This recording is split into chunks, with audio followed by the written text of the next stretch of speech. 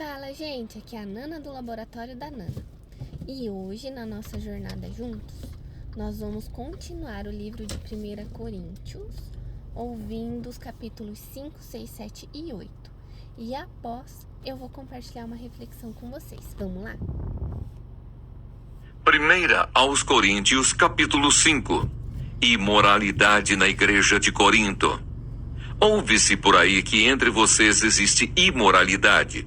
É imoralidade tal como não existe nem mesmo entre os gentios, isto é, que alguém se atreva a possuir a mulher de seu próprio pai. E vocês andam cheios de orgulho quando deveriam ter lamentado e tirado do meio de vocês quem fez uma coisa dessas. Eu, na verdade, ainda que fisicamente ausente, mas presente em espírito, já sentenciei como se estivesse presente o autor de tal infâmia. Em nome de nosso Senhor Jesus, reunidos vocês e o meu espírito, com o poder de Jesus nosso Senhor, que esse tal seja entregue a Satanás para a destruição da carne, a fim de que o espírito seja salvo no dia do Senhor. Não é bom esse orgulho que vocês têm. Por acaso vocês não sabem que um pouco de fermento leveda a massa toda? Joguem fora o velho fermento para que vocês sejam nova massa, como de fato já são, sem fermento. Pois também Cristo, nosso Cordeiro Pascal, foi sacrificado. Por isso celebremos a festa não com o velho fermento, nem com o fermento do mal e da maldade, mas com o pão sem fermento, o pão da sinceridade e da verdade. Na outra carta, já escrevi a vocês que não se associassem com os impuros. Refiro-me com isto, não propriamente aos impuros deste mundo, aos avarentos, ladrões ou idólatras, pois neste caso vocês teriam de sair do mundo. Mas agora escrevo a vocês que não se associem com alguém que, dizendo-se irmão, for devasso, avarento, idólatra, maldizente, bêbado ou ladrão. Nem mesmo comam com alguém assim. Pois com que direito haveria eu de julgar os de fora? Mas será que vocês não devem julgar os de dentro? Os de fora, esses Deus julgará. Expulsem o malfeitor do meio de vocês. 1 aos Coríntios, capítulo 6. Paulo censura o litígio entre os irmãos. Quando algum de vocês tem uma questão contra outro, como se atreve a submeter isso a juízo diante dos injustos e não diante dos santos?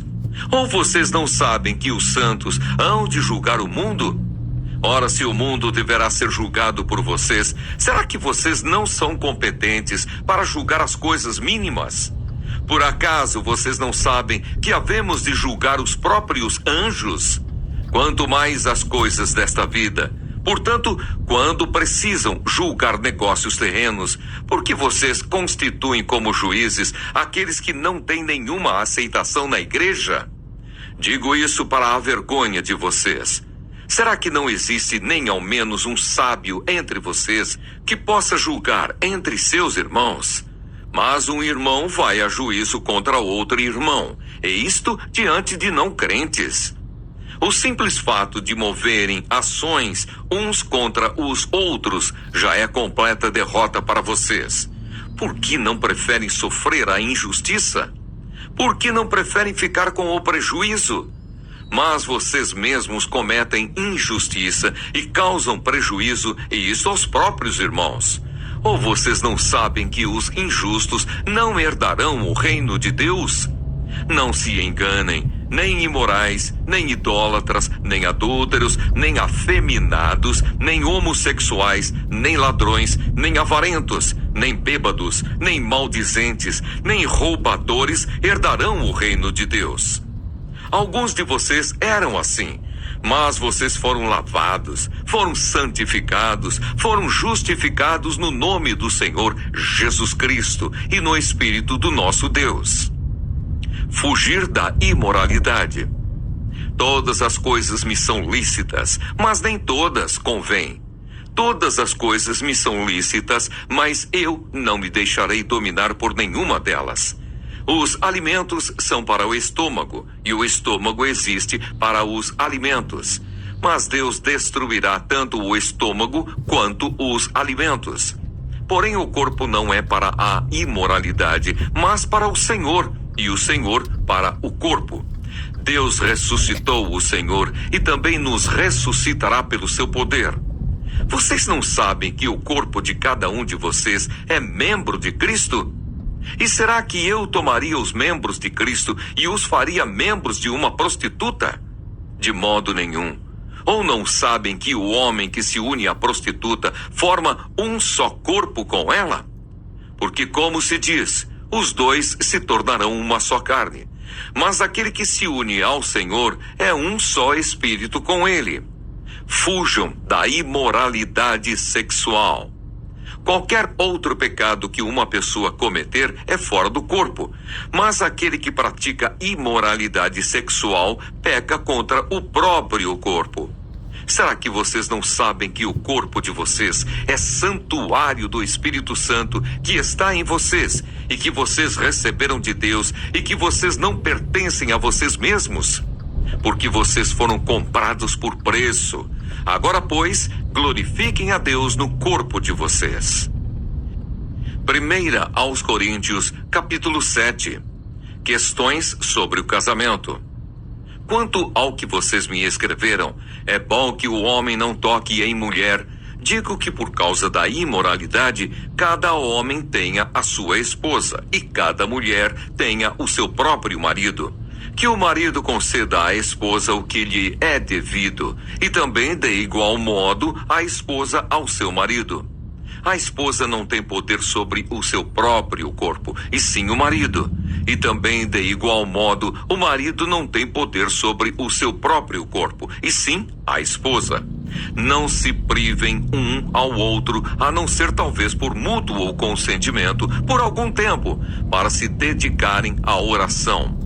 Depois, retomem a vida conjugal, para que Satanás não tente vocês por não terem domínio próprio. E digo isto como concessão, e não como mandamento. Gostaria que todos os homens fossem como eu. No entanto, cada um tem de Deus o seu próprio dom. Um, na verdade, de um modo, outro de outro. E aos solteiros e às viúvas, digo que lhes seria bom se permanecessem no estado em que também eu vivo. Mas, se não conseguem se dominar, que se casem, porque é melhor casar do que arder em desejos. Aos casados ordeno, não eu, mas o Senhor, que a mulher não se separe do marido. Mas, se ela se separar, que não se case de novo, ou que se reconcilie com o seu marido. E que o marido não se divorcie da sua esposa. Aos outros digo eu, não o Senhor. Se algum irmão estiver casado com uma mulher não crente, e esta concorda em morar com ele, não se divorcie dela. E se uma mulher estiver casada com um homem não crente, e este concorda em viver com ela, que ela não se divorcie do marido. Porque o marido não crente é santificado no convívio da esposa, e a esposa não crente é santificada no convívio do marido crente. Se não fosse assim, os filhos de vocês seriam impuros, porém agora são santos. Mas se o não crente quiser separar-se, que se separe. Em tais casos, não fica sujeito à servidão nem o irmão, nem a irmã. Deus chamou vocês para viverem em paz. Pois você, ó mulher, como sabe se salvará o seu marido? Ou você, ó marido, como sabe se salvará a sua mulher? Uma vida conforme o chamado de Deus. No mais, que cada um ande segundo o que o Senhor lhe concedeu, conforme Deus o chamou. É isto que ordeno em todas as igrejas.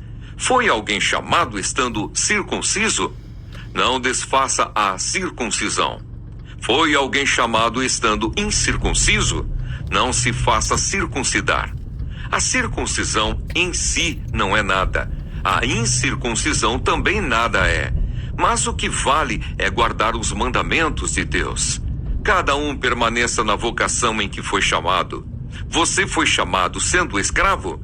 Não se preocupe com isso, Mas, se você ainda pode tornar-se livre, aproveite a oportunidade.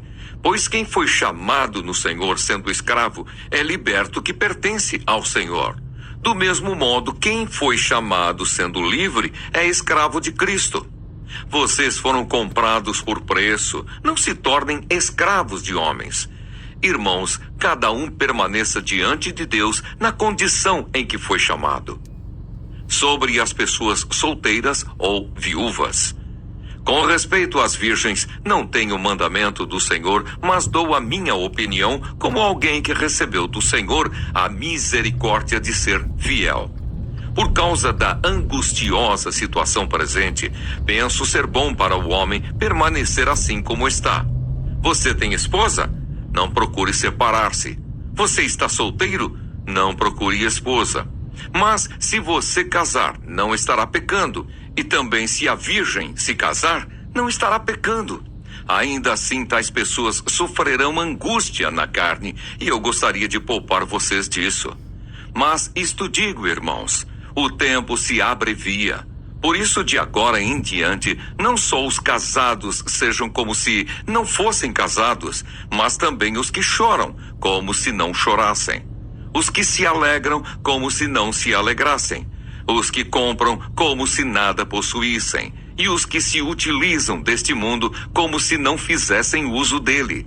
Porque a aparência deste mundo passa. O que eu realmente quero é que vocês fiquem livres de preocupações. Quem não é casado cuida das coisas do Senhor, de como agradar ao Senhor. Mas o que se casou cuida das coisas do mundo, de como agradar à esposa, e assim está dividido. Também a mulher, tanto a viúva como a virgem, cuida das coisas do Senhor para ser santa, assim no corpo como no espírito. Mas a mulher casada se preocupa com as coisas do mundo, de como agradar ao marido. Digo isto para o próprio bem de vocês, não para impor limitações, mas tendo em vista o que é decente e para que vocês possam se consagrar ao Senhor sem distração alguma. Mas se alguém julga que trata de modo impróprio a sua virgem, se ela tiver passado a flor da idade e se as circunstâncias o exigem, faça o que quiser. Não peca, que casem. Contudo, aquele que está firme em seu coração e não se sente obrigado, mas tem domínio sobre a sua própria vontade e resolveu em seu coração conservar virgem a jovem, fará bem. Por isso, quem casa com a sua virgem faz bem. Quem não casa, faz melhor. A mulher está ligada ao seu marido enquanto ele viver. Mas se o marido morrer, ela fica livre para casar com quem quiser, mas somente no Senhor. Porém, ela será mais feliz se permanecer viúva, segundo a minha opinião. E penso que também eu tenho o Espírito de Deus. 1 aos Coríntios, capítulo 8, sobre as coisas sacrificadas a ídolos. No que se refere às coisas sacrificadas a ídolos, sabemos que todos temos conhecimento. O conhecimento leva ao orgulho, mas o amor edifica. Se alguém julga conhecer alguma coisa, ainda não conhece como deveria conhecer. Mas se alguém ama a Deus, esse é conhecido por ele. Quanto a comer alimentos sacrificados a ídolos, sabemos que o ídolo por si mesmo nada é no mundo e que não há senão um só Deus. Porque ainda que existam alguns que são chamados de deuses, quer no céu ou sobre a terra, como há muitos deuses e muitos senhores, para nós, porém, há um só Deus, o Pai de quem são todas as coisas e para quem existimos, e um só Senhor, Jesus Cristo, por meio de quem todas as coisas existem e por meio de quem também nós existimos. Entretanto, nem todos têm esse conhecimento. Alguns, acostumados até agora com o ídolo, ainda comem desses alimentos como se fossem sacrificados a ídolos. E a consciência destes, por ser fraca, vem a contaminar-se. Não é a comida que nos torna agradáveis a Deus, pois nada perderemos se não comermos, e nada ganharemos se comermos. Mas tenham cuidado para que essa liberdade de vocês não venha, de algum modo, a ser tropeço para os fracos. Porque se alguém enxergar você, que tem conhecimento, sentado à mesa no templo de um ídolo, será que a consciência do que é fraco não vai ser induzida a participar de comidas sacrificadas a ídolos? E assim, por causa do conhecimento que você tem, perde-se o irmão fraco pelo qual Cristo morreu.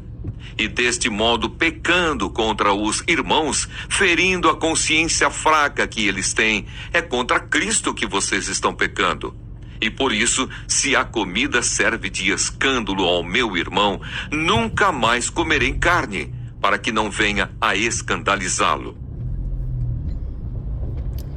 Bom dia, gente! Hoje vamos refletir sobre os capítulos 5, 6, 7 e 8 de 1 Coríntios, que falam sobre a necessidade de manter a pureza espiritual, a responsabilidade do testemunho cristão, a fidelidade dos relacionamentos e o amor como guia em todas as decisões.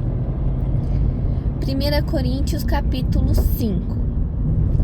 Paulo trata de um caso grave de pecado dentro da igreja e exorta os irmãos a não tolerarem o mal, lembrando que o pouco de fermento leveda toda a massa. Ele ensina que é preciso disciplina e arrependimento, pois a santidade da igreja deve ser preservada. Aqui aprendemos que a graça de Deus não é conivente com o pecado. Amar o pecado é diferente de aceitar o erro. A verdadeira comunhão cristã exige arrependimento e compromisso com a pureza diante de Deus. 1 Coríntios capítulo 6. Paulo adverte sobre as disputas entre irmãos levadas aos tribunais e sobre a imoralidade sexual. Ele lembra que fomos comprados por alto preço e que nossos corpos são templos do Espírito Santo. Aqui aprendemos que nossa vida pertence a Deus. Devemos resolver conflitos com sabedoria e viver de forma que o Espírito Santo se agrade de habitar em nós. Santidade é uma resposta de gratidão à graça que nos salvou. 1 Coríntios capítulo 7. O apóstolo fala sobre o casamento, o celibato e o compromisso conjugal. Ele ensina que cada um deve permanecer fiel à sua vocação e honrar a Deus com suas escolhas. O foco não está em mudar de estado, mas em viver com o propósito onde Deus nos colocou.